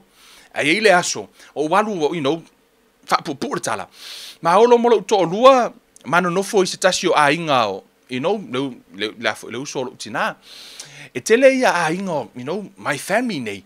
Ai olo o musu fo i lele, e tau mawhai e a fo i, ma te musu fo le whai ma, e pei e wha ma mawhai tangata. Does that make sense? Peta te musu e whaalango i tangata po se mea. O tau mawhai fo i lele, o le tele i o mea tupu no i la fo i. O leo tele i whamatala ina matu ia te oi. Ai, o le ngalua o le nganga o le tu, o le tau mawhai se i whaakupu Kevin. O le mea lana tupu le si aso. Ma o mai lo man no fo lau te tatalo i le tua fatu le tua. O le tele o teime o i Samoa. O tele i fia sau i nei New Zealand mea moni ana. Na ufia nofo i Samoa lana le leila o ngā luenga le lei mea lana tupu. Ai o sau ni New Zealand. Le eise fale te nofo ai. Le ai vai o tunga mai mai le a. Mai si mato ahinga. O lai tele mea le tupu mai fo launga. She was also miscarriage at the same time. We lost a child. I le teimi lava le was so... Amen. O le mea lana tupu. O mea umai na tupu i tonu. E pei o leo tau mawhai e whaavai ia. Whaavai ia masa valinga. Aina ia le malosi mai le tua. Thank God for grace. E te wo o le si aso le whele maanga ruenga. O sauru le si aso. E inu la uipu vai. Maalia ia. Whele maanga ruenga i whafo. Lai vele le maavao. Lai tupu mea ino maaola. Lai su se mea mate no foi. E te wo o laku lau ke kule sink. O lau te, o kanko i lingi maripu vai whaapea, la lau te tū le sink, fo i lele. O le tala ale atua, this is 7 years ago. This is a true story. E weo no whai atu e levi, ia le atua ni mea pepelo. Ia po se wha te le fo. No, I'm just telling you the true story. O lau te tū no mo le sink o lala ainu lau vai. Ai o la ngona lo ina le leo le atua. Fato o la ngona na o le leo le atua, le toa inga la ngona na pea o la ngona i o taringa. O le tala le anganga o le atua na whai mai ete au whai mai. O te le mana o i lau whanau e whinu mai se ipu e palapala. For my, I don't want my children to drink from a dirty cup. But he's talking about me. Amen. I le fitu tau sanga taluai. Na tau mawhaile atua e ngalue se i fufulu mai a o wha mama. O le te le i o le wha maualunga na ia te au. Fitu lau tala. Anga kako whekau i le whikau sanga ruai. Le ima se o kofia wha alongo i au tala. Amen. Full of pride. Wa te le mea ua nganga sau o mea manunga i a mata ilona fia poko. Ai whaafetai le nganga o le atua, le teimile na, whiaku sa alau kala eke oi, kangi merka ea kau le fiafi, ko a kuli ino mo le atua, anga pongi makakalo, ko i kiki keimi uma o ke ngofo le mamalu o le atua, o le teimile na matua i maa whana i le maa mafutanga ma le atua. Te ilo a o na tupu whainga tāma ti ngā ilo o langa, au e ke angi, se ngofo i ngā. Amen. Ngofo i ngā, e tā ua o tangata manu malo, pe a whai ke malo ma iai. O lo unofo atu i tua nei, i lei whaapea o se mea fo i lene no uta whau, so unofo atu i lei, sa i fo i ngai mea ngalu i kauai, e o mea temi nei, o lea lava e whetau ia, o lea ai, lu ia kako, langa ma kako, ya so uma. Pe no fai atu, mo naoni nai motu ngā afa po nai mea o le mea na tupu tono leo langa le whaamtala atu. A o le tele i o mea na iei. Tupu leo langa, wha pe nā foi oi, a tonu wa tele ni me o tupu i lo wola mo lo soifua. O nā lave te no foi nā, leo te whea wha maro se tia, ya oi, sa tupu mea ia Iosefa, ona iai le mea te le, lai wha atali mai le luma nai, lai ma na o le atua e wha o ngā, ai le ma whaina wha o ngā se ilonga ya, e pasi le test. Se ilonga e ma whai ona manu malo, wha awhewhea ona e wa aia le malo a toa, ai le ma whai ona e manu malo i tamai wha awhitauli. Amen. Whawhewhea na tali tonu ina o ele atua i se mea te le, a ele ma whaiona e wha maoni tamiti to o lua na watu ia te o e vaai. Whawhewhea la na tali tonu ina o ele atua, ini tangata se to o lua se lau e makamaka me ngon Facebook, a ele ma whaiona tali tonu ina o i tamiti e to o lua. Te iloa o le mea te whaia i le mea le vaaia, e wha iloa ele atua. I lumo tangata whamena te wha iloa lau ami o tonu. Amen. I am just explaining the story. O mea yo te whamatala ina atu ia te auto. Don't feel sorry for me because God prepared me for something.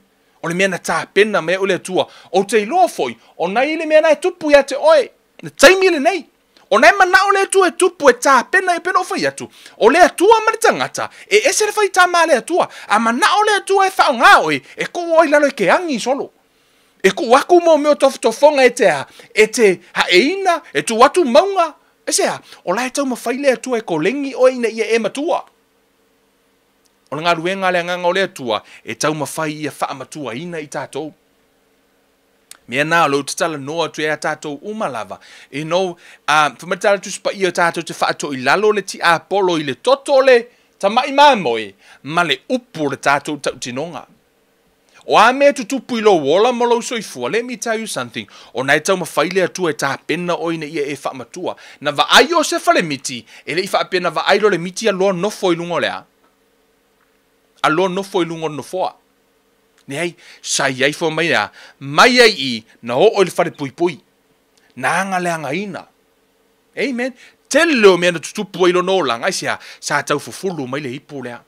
O le hipu e fia whaonga ina e le atua, i le aso e whaonga ai, o te wa aia tu fo i a te outou, e iei lo tatununga, o outou uma, o iei mea o tutupu, o lau urunga li, o lau whanau, o a lava ni mea o tutupu I lo wola ma lau soifua, au e ke angi mai ai, se e fight, manu malo ai, amen, manu malo ai, pe no whai atu, ina o tutupu mea na, sa iei le mahalosi mai le li, wa amata nei lana tupu wa foi la ngisi me o ko kupu e pe wale pe wakale e hanga I me kupu fu ngale olanga pe wakale ko e popole ai sea e pe wa amen o foi te o foi tu wa to about what I mean foi lele wa ese foi la tava ai mo me tupu wa sui la tava ai fa le nganga ai amen wa amata nganga lue mai le nganga o le tua ia I guess wo foi se tu langa foi lele wa mata ono o kale ko ile ngof ko fonga yo mangi kala amen o na la peni mala wapi te mana e to e fa ma lo va henga nei e se tau let's move on hallelujah tatu time yes our time oh yes yeah still have time 3 different types of people where spiritual maturity is concerned po ole tolu itu ai ngata e te tau ona mata itu wina I le tupu whaaleanganga. Tolu itu ai ngata e te tau ona mata itu wina I le tupu whaaleanganga. Maenga mua. E te tau ona ewa ai le I vaenga nei tangata nei e te mata itu wina. O le tangata whaalitino, the natural man. Amen. E ao ona e loa. Tato ona tusia le. You guys all right? Hallelujah. Mo ko ni tolo na mata upu e lua.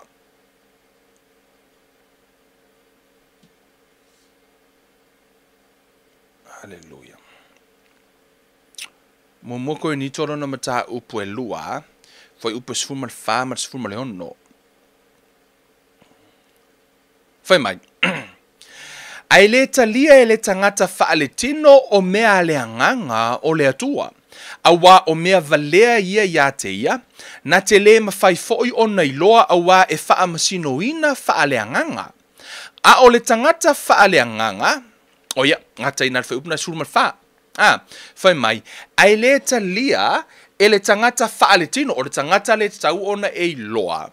O le tangata whaaletino, o le tangata e le I whanau fowina. Tangata ele italia ina Yesu e vea mali ima faola ele I whanau le anganga tu salava pe toia ina o la ele I ola le anganga o le tangata la na whamaritala tu spa ia e whaaletino tu salava pe lotu ai a whaina te le italia ina Yesu ele I ola le anganga e tā ua o le tangata whaaletino amen whamaila ia o le tangata mai ai le italia e le tangata whaaletino o mea le anganga o le atua. O le tangata la lena te le talia mea le anganga o le atua. Amen. E na te le talia ina. Awa o mea valea ia te ia. Na te le mawhai foi o nei loa. Awa e le wha amasino ina wha le anganga. Mea ngā lai on kau kala aku le kangaka wha le anganga I nganga ese. Ai ula mai ei le kangaka wha le tino. Ase ha. E le malama. E na te le iloa. Ase ha. O ne wha winga wha le anganga mea. A lai wha le tino no na mawhau. O lai hula I mea le anganga. O le tangata la lea. E le I whanau fowina. Tusi lalo ei. O le tangata whaaletino. E le I whanau fowina. Tusi lalo ei. O le tangata whaaletino. Tusi lalo malau ei. E le I whanau fowina. Amen. Has never been born again. Amen. Ole, tusilau le pi. O le tangata whaale tino, e wha moe moe lono langa I ona whaalongona. O le tangata whaale tino, e wha moe moe ona whaalongonga fo ilele a alai for kai au e fia walu loku, a alai for e fia wale alu loku. O le tangata whaale tino na. Ele I whanau ele I ola le anganga. Amen. E ola ia pepu lea fo ilono langa I ona whaalongona. Amen. Ole tangata whaale tino, e pu lea ia afianga mo meo te moni. Lona nganga. Ia pe pulea fo ilona o langa e mo meo te moni. Le tono le efeso e ono sfun malua. Fa maulalo. So this person is ruled by demonic influences. Tangata lea. O tangata whaaletino e a foi. A le fetaui ia ni me fai malona ma faufau. Wale tali tonu wai. Tu sa hai mana ma faufau. Ele fetaui. If it doesn't make sense, you know, ele tal John White.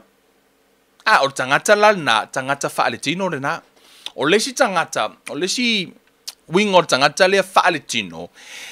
Ele malama ele wha o le tanga ma mea le atua. Ele malama ele wha o le tanga. E na te le iloa le wha o le tanga sia. O no wha o le tanga e wha le anganga o ia whaaletino. Ele malama ai. Tonu fo mai na te iloa, la iloa lona mafau no. E na te le uloa fo matala tu spai o ise fo mai na te iloa. Leila la na te le iloa. O tangata whaatino la kakavor fo mai, wo loa le mea la, ai le ai e te le iloa. Amen. Fo mai la tala tu spai o tangata na o tangata whaatino. Amen. O tangata whaatino, ele iai le alofa o le atua I tonu ia te ia. Tangata whaaletino, ele iai le alofa o le atua I tonu ia te ia, the natural man. Okay? Waengala na e te, o tasi na o tangata poli tu ngā tangata mua le na, e te tau o nei loa, e le tangata o matua whaaleanganga I e malama ai, I le afo, I tu ngā tangata lea. Amen. O ala me tutupu, e te wa ayatunga okay, o tangata whaaletino o la tangata lea. E manatu I mea o le tino. Ele malama I meo le nganga. Mea funa au te papole ai tala no tu spa ia ele malama sia. E fiu ke fa malama ono lai fa le tino. Amen. E tala no atunga ele make sense ma fau ele kari kongo foi la. Ele la se mela mai maurka ko marusi. Amen. Se ilonga e fanga u le nganga fa ko malama. Asia e fa le nganga. O tou ia le fa longo mai. O na u fanga na u tou nganga. Mea na la ino tou malama. Whamatala atu lau pole atua, oh yes, okay. O sea, o lau malama lau, watatala u mata whaale nganga. Amen. O lau e malama, o lau e langona mai tonu, o le tangata nono lua. Ta kano man, pole tangata la lea, o le tangata manatu whaale tino. Amen. O le tangata mua, dino utaua, tangata whaale tino. O le takano man, o le tangata manatu whaale tino. O tangata lea, ua mua, ua whanau fauina, a la lawe tu mau le pepe whale anganga. O tangata wola le anganga, a la lawe tu mau I le babyhood stage. O tangata lea, tu sola ua whanau le anganga, ai rei whangaina. Amen. O tangata la lea ta kano man, po tangata manatu whaale tino, o laua whanau, a lai manatu I mea o le tino. Amen. O leisi, na turu o le tangata lea, na te I mawhai ona wha moe a ia I le atua. Ta kano man, ele mawhai ona o laua whanau lo nganga, a ele I mawhai a ia ona wha moe I le atua I se mea. E always, tau mawhai e whai fe au tatalo mo ia, always tau mawhai e whai a paimala whai e whai le mea mo ia. Even though o lai tutono tu spa ia e mawhai e ia na whai a po o lana te iloa, no, it belongs to him, he always rely on other people. Ele I mawhai e la tau ona whai. That's a kano man. O le tangata o lai manatu wharetino. E manatu ifo. He's not worthy. O lai manatu lai le tino. Ai ono I loa o ia. O Yesu ke riso o mea umafo mai o ia whaamanuia I a tātou. I whaamanuianga umale anganga. Mea umale anganga. O whaamanuia I nai I tātou. Man. Amen. O le tangata la lea te kano man. O le tangata la lea e le I mawhai ona wha moe a ia I le atua. E wha moe I tangata te taro mo ia. Amen. Hallelujah. O le tangata la ua matua, the other thing about the kano man, ua whanau fauina le anganga, ai o lo pu lea o ye e ona langona po lai manu malo yo na whaalongona e tau mau ai fo ila le va le tangata lava le kama le fo ile le pe manu malo lava le vai le kai au mala mai for kai au ka usu loku ala e fia moe me ya ti o yanga ngile fiafi amen me langa le ke vai amen ele i malosi lo na nganga o la ema natu i lona tino o la lava e wha mua ia le vai malangono le tino amen kusanga o fo le po waka kaunga moe a wai usu kai o le loku ala e maka le aki fanga maka Netflix mama ala na te lo e usu tai o lotu amen o le tangata lana fa ingoina la por tangata nai manatu fa le tino o le tangata tango tusi lalo o le si wingo o le tangata fa le tino e na te le ilo tonu le upu ale atua amen does not know how to rightly discern the word of God e na te le ilo tonu le upu ale atua pe avatu le upu ale atua le mautonu i fo e na te le ilo fo i vai le fiong pa ia ale atua amen kamale kangoli liu fo upu kuspa ia agree tu ia te ia tu se mana o ali liu mal tu spa ia lango ile mele o tangata foi le ke vai a se me lo no uso tangata e kango au merkus pa ia fa mai vai e fa merkus pa ia fa pem e vai le kale si le vai se vai fa pa um longo lang e vai le fa merkus pa ia fa pe ku se ma ko e sel me apala ile foi upul kus pa ia ala u kam fai apala ile o lango o tangata kamale e alu su e mai ia foi upul kus pa ia e a foi e fa malia ina ile me ala e te vai for tangata lea e afo e alu su e mai foi upor tu spa e fa malia ina ai tu ina naungo le tino po mana ongo le tino o tangata lea e alu su e mai foi upor tu spa ia e mana o e fa malia ina ai le tino e leo mana o e fa malia ile atua amen ka inga o la kulisi le inga ngafo mai ali Kevin kaka ingu pia fa ko ya ale fa mariku spa e afo au que so nga ingu le wainga la fa kanga ku spa ia nga ingu fa foi Paulo ya Timoteo ingu se wainga e au ngai lo manava ya inga mai mangava ska mo oi foi kamo kimo ki o le mafu angana na fa i Paulo ia inu le wainga ya ngai lo manava au tau mafai tanga te le fa ngal foi upunga e fa kanga inga ia nga ingu wainga e tau mafai su el fa le foi upu e fa malia ina ile mela mana oi o la fia ingu pia ma fia ingu wainga au manga o su e mer foi upu e a foi e lango ile mele nei that's a kano man yes it's a kano man o tangata manatu fa latino e tau mafai e fa maria latino te lo upo tu spa ia fo mai o tau fa maria le atua amen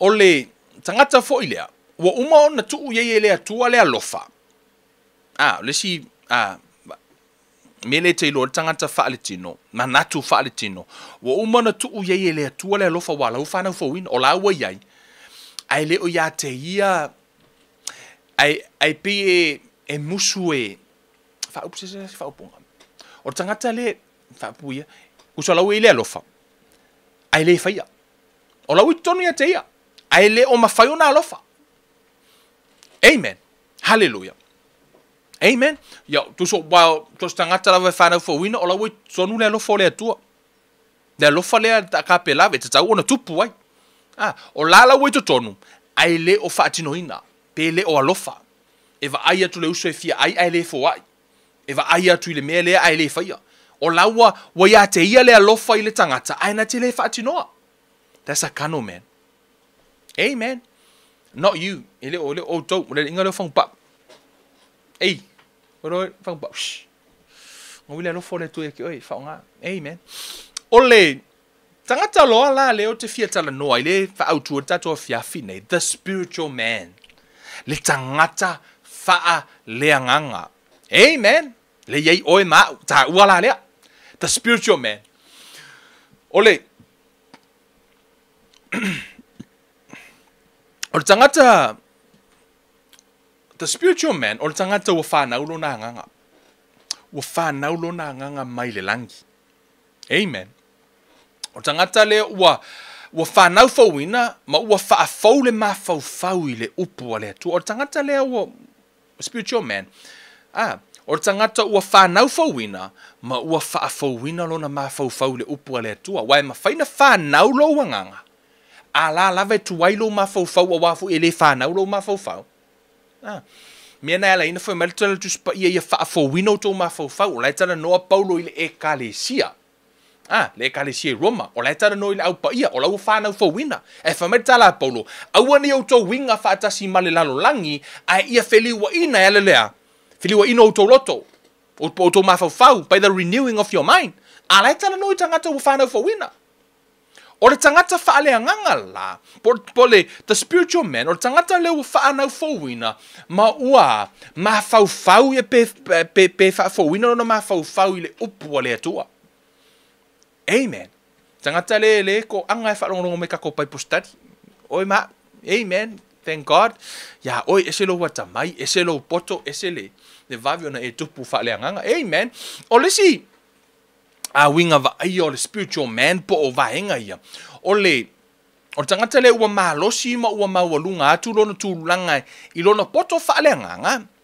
I ona langona, i ona langona whaaretino. Amen. O le tangata le ua ia mawhaia. Ona, pe ua maua lunga le tūlanga o lona ola whaaleanganga. Wa le mawhai e mea whaale tino ona toe manu mahalo ai. Kusora kama lea, a whai sa whaapea sanga oi. Tu so wa maua lunga lona ola whaaleanganga. Wa vaai atu I mea tō tino le tua oi. Wa le o koe fianga oi. Wa le mawhai e le nātura le sa ye le nātura e le tino. Ona toe a, manu mahalo ai seha, wa sui, wa matua I whaaleanganga. Wa sui le mawhau. Wa sui fo I le mea le wa operate le tangata lea. Amen. O tangata leo ua, tangata the spiritual man. O le tangata foi ua matua whaaleanganga. E le suia I ni mata upu ni mafua anga lona whaatua tua. Au whaaperetani whape. It's not a move by his situation and circumstances. E le mawhai ona suia ia le tangata le I ni me tutupu. Po angi me kukupu ilonga o langa. E le suia e le tangata lea. E wafo I tupualu I tau tatou wola mo tatou soifua. O tangata lau matua whananga. Wa kova ai a Paulo. Amen. Tele o mea tupu leo langa o Paulo. Tele mea tupu leo langa o Paulo. Man.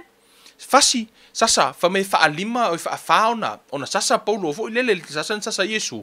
Na sasa Paulo whamei whaafao na sasa Yesu. O iai fo. Ia Paulo. Whamei nga kau ai fo I maa. Whamei na alu o I mek satonia. E latu whamei tala tuspa ia wakau ai ia Paulo I maa whamei wakoso mai kua whaapea I woti. O aku leo ka ngaka koe kakalo ia Paulo. Whamei kala kuspa ia koe kua I lunga Paulo. You know what the funny thing is? Nga koe kua I lunga Paulo. Ele I whapea nga kua I Paulo whamei, kaku word whale mai. No. Whamei tala tuspa ia nga koe kua I lunga Paulo. He went back to the same town and preached the gospel. Na toi alua Paulo tangata ina tau ai lenka o ngai ma. Koe alu Paulo koe kahala ai.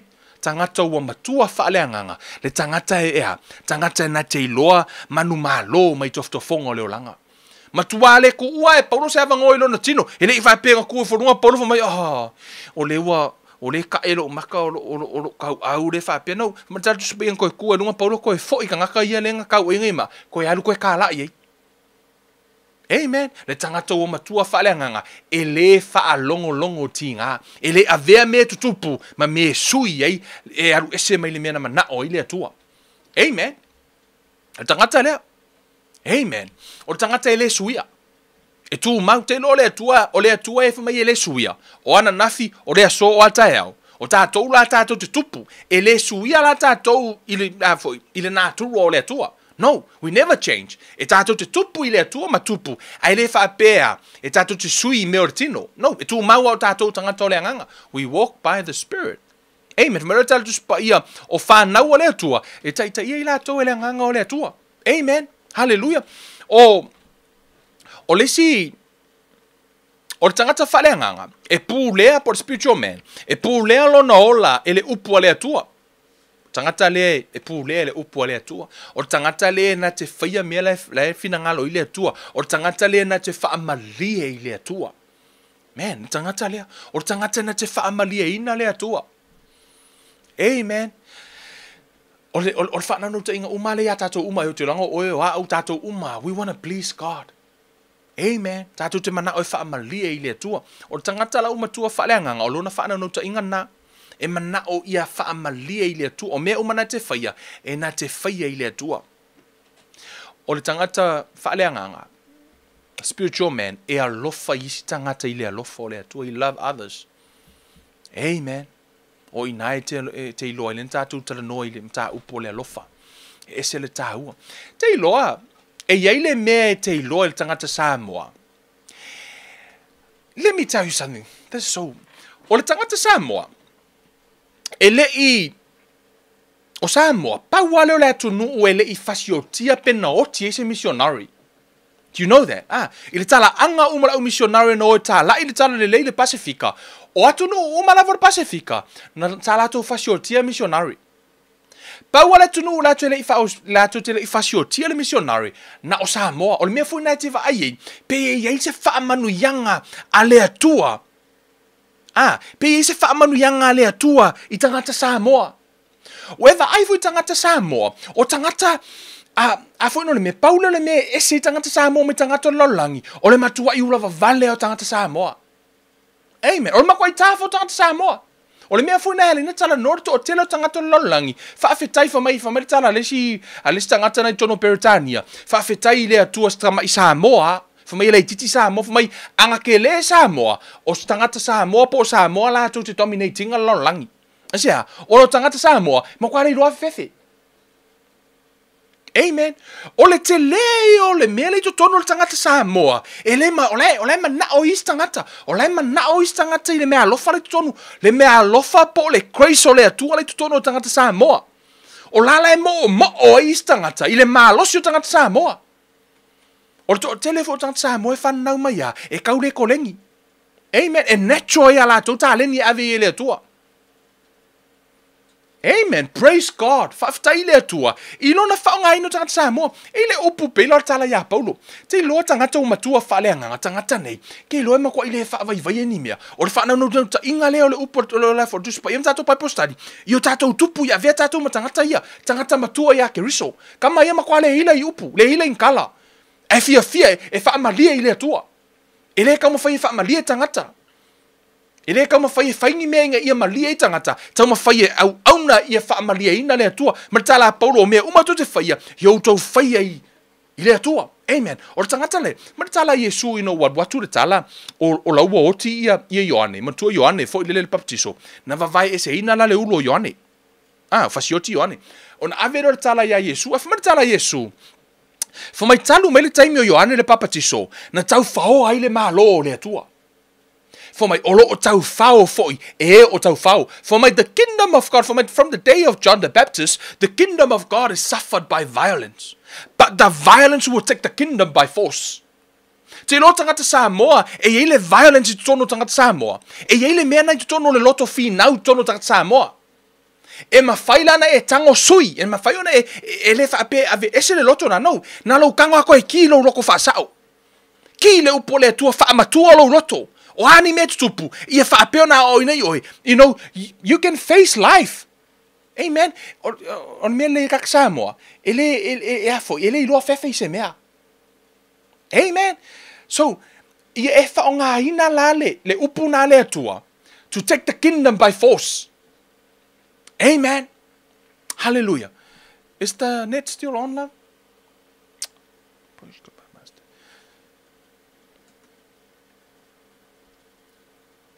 Hallelujah. See.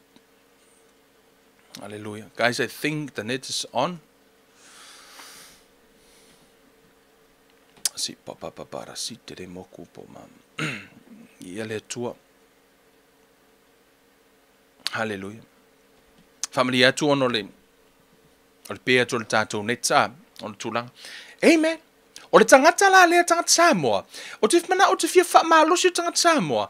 O lo ta whanau ta inga te ilo, o le te le o le alofa tu noa, po le grace ma mea alofa le atua le tangata Samoa. A tatou wo e tala i le tala le lei. Le whata sa olau kala ya utou umalav, a kako wo e kala i le kala le lei. E le aima se sia o kung ulai o e fefe se kaka Samoa. Amen. E le ngaka o le keke le o kako kingo. Ai o le makua malosi. Koe o le koa i o kaka Samoa. Amen. ai o le se o le whaongainga o le loto lai tutonu o le to'atele o tata Samoa. Ua whaonga le loto le nā e fusu e molona uso a tangata. Ua whaonga e au auna i le ti apolo. Ai e kango e kilo loko ngā o le kele i o anganga ke mangumalo inga le li. Le mea nana ina whaonga e le atua tangata le o Paulo. Le tangata violent po tangata i le fefe. Amen. Ngā o ngā suia e le atua. Ngā fiu e ka ofi kwa i non-stop parka malo alea. Amen. E kau ai maa e koe kūrunga koe aru koe kā lai ka ngaka in kau o ianga i maa. Amen. E ai e ngaka alulunga ino kukupu solo i me ilunga o langa funga ilunga le vaa ma mele ngei angin makangi ma mele ngei ilunga le vaa ino kelo men tupu le o langa e le tau fio fia tangata lea o ani lu i tau fuma tika la Paulo e la pisi uma meanga tangata wa matua fa le nganga a o ina tupu me lo o langa fa kusa ala ukala la pisi uma mea pa ona e tupu ile tua kele o lu i tau tupu lo tatou wola mo lo tatou soifua o le faa nau ta inga o le tua ia e tupu ia mawhai ona whaonga oi ia mawhai ona whaonga oi se la asanga maua lunga lava au e te nau e whaonga oi le tua le taimile nei anai te le tupu whalenga no e le whapio se mele hanga a ia e tau mawhai la ia e pasia ma e manu malo i lu i tau o le olanga e tu ina atu ia te oi ina ia mawhai ona e tupu so o se tangata lava e whaonga e le atua e tutupu mea ilo no langa. Amen. Ma na o le atua e whaonga Iosefa, ave fui la ia tu i to tonu lea. Ave fui la ia kelo mea nkofkofo ilo langa o Paulo o na hi o lava no o le whare pui pui. Sawa ina Paulo, ai sea, o le tala le lei. Amen. E le whai ngō fie le o langa nei. A whai o nai te ola si o langa saunga le mo, man. It's time for you to check po sa o le mea na te iai. E sili atu lo iai to tonu o Pakistan po fere mea le whai le taua. E sili atu ia te au lo iai to tonu na ono le fina ngalo le atua na i lolo nofo i to tonu o New Zealand. Ai o mea o le te mana o iau. Amen. I'd rather be in the Middle East. Le mea le tupu le taua pe a whai o inale mana o le atua o te iai. Na i lolo nofo i nei. Amen. Ia iai le whiriwhilinga o tātou loto. Ia whaatahua le mea lai whina ngalo i le atua. Teiloa, tango e whaamalia le atua i lo o langa. Amen. Pass the test. Amen. O a mea tutupu i lo wola mo lo soifua. Pasi le test nga. Ta talo i le atua ia whaapeona e whaonga haina oi. O mana o le atua le lopo o ngofo mai i se si pili cram. Hene, po se tangata wha malolo mai, po se au nā le atua o mai moa mai le teimile nei, nai mana o le atua e whaonga ina oi. So se teimi lawe wha mai o le upu, na ave la ia i le afi, e ave le upu i tutono le afi na ia mawhai ona maua mai, e te langona le upu nei, ai o kai au kofkofo inga oi, ai se ha, ona e mawhai ona ave o i tutono le afi, se ipa e se isi mea ngai le kakau ang kalawhia ngai, ai ia whaapio ona shine mai oi. Amen. O le tatalo lea, o le tātou plokalami, ia o tātou maua le to ainga tangata lea. Le to ainga tangata le na iele matua o Paulo, le na iai Mose, le na iai Josefa, le na iai Tavita, le na iai umalava tangata, o tangata ua fili, e whaamalia i le atua. Amen. Whaamanuia le atua ia te o tau Samoa, whaamanuia ile tātou maftanga talo le tūl mātou ta mā whaafetai lau upu, whaafetai le ngalua lo wanganga o lo whaanau nau ta ina, ia whaatupuina i mātou yo mātou tua whaaleanganga, mātou te whaamalia ina lo finangalo.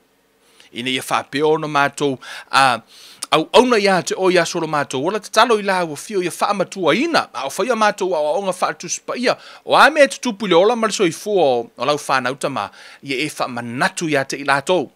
O lo ia ile vala awina te le o lo e whapiona i tāpina ina mo i lātou whaamanuia ta mai ti nāma ta mā matua o whanau o i lātou o mafuta mai ta pena ina i lātou mo le luma nai ia ile anga le lei o lau o fio whaamanuina le suafa o e lo mātou atua nei ma se ia o i le whaavavau lava amene ma amene Samoa o lau tatalo ia whapiona whaamatua ina o i le upua le atua ia whaapeona e o i le laasanga e mana o le atua e whaonga ina ai oi.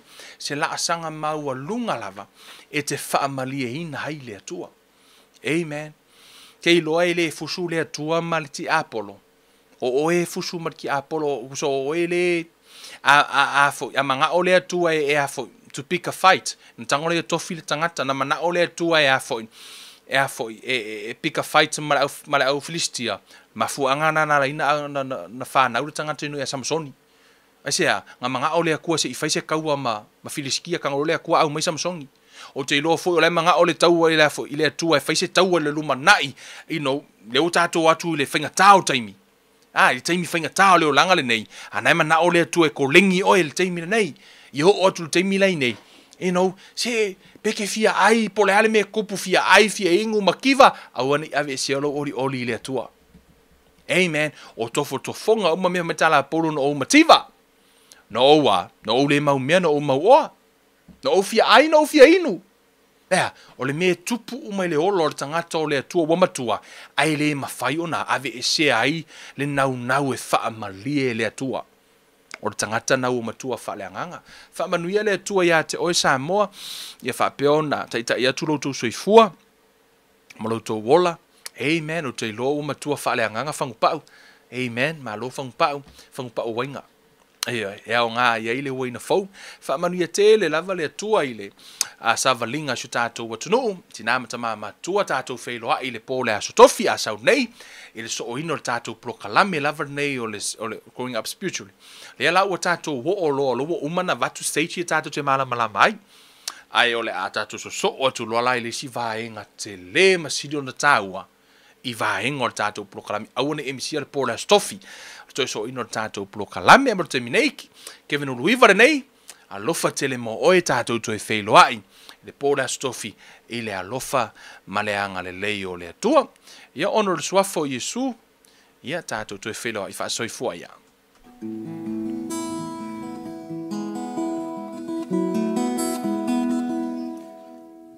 Elofa Yesu ia te oe Elofa Yesu ia te oe Elofa Yesu ia te oe ia so uma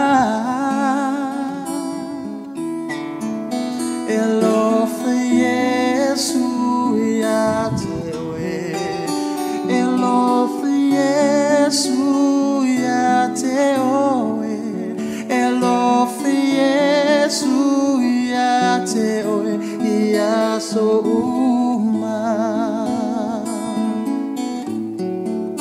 Ye fa ane ina oia Ye fa ane ina oia Ye ma walunga Ola fa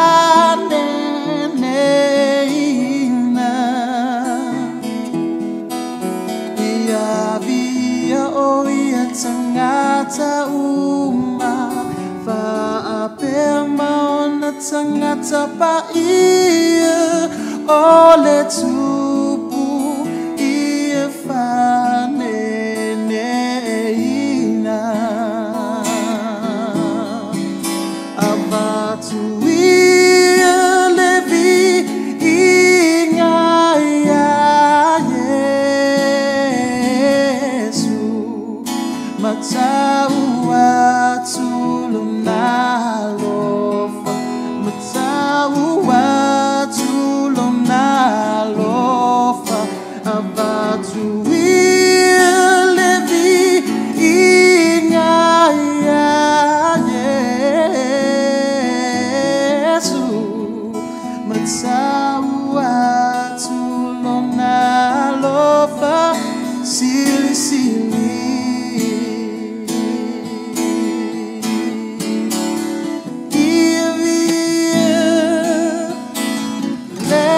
Tua mai lo nganga dia lo na sua fapaia sua fapaia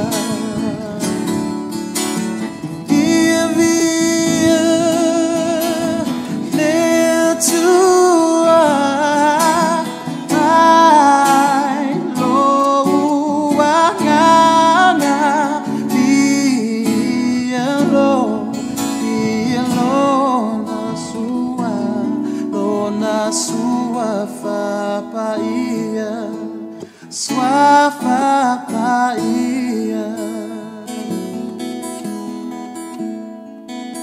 Oh,